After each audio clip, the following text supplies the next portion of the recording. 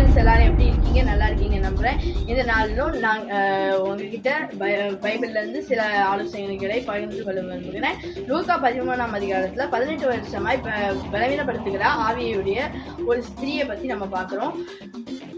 18 வருஷமா அந்த பலவீனத்தை உடையவளா இருக்கிறா.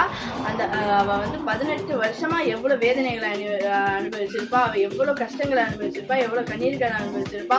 அப்படி இருந்தும் அவ ஏசப்பாவை விசுவாசிச்சு அவ தினமும் ஆலயத்துக்கு போகிறவளா இருக்கிறா.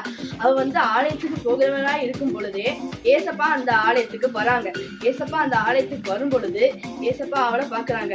எப்படி பாக்குறாங்க? இவள் ஆபிரகாமின் குமாரத்தி, இவ இப்படி இருக்கக்கூடாது, இவ என்னை விசுவாசிக்கிறபடினால், இவ ஆபிரகாமின் குமாரத்தியை இருக்கிறபடினால் இவ இப்படி இருக்கக்கூடாதுன்னு சொல்லி அவளுடைய அந்த வியாதியை ஏசப்பா மாத்துறாங்க. அதே போல நம்ம ஏசப்பா விசுவாசிக்கிறனால, ஏசப்பாவை நம்புறதுனால நம்மளும் ஆபிரகாமின் குமாரத்தையா இருக்கிறோம். ஒரு வசனம் சொல்லுகிறது, விசுவாச மார்க்கத்தார் யாவரும் ஆபிரகாமின் சந்ததியாரா இருக்கிறார்களே அப்படின்னு.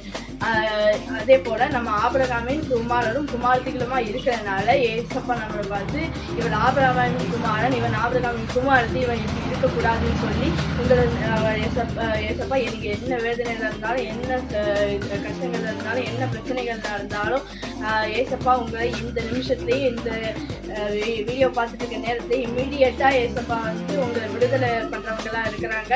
God bless you. Amen.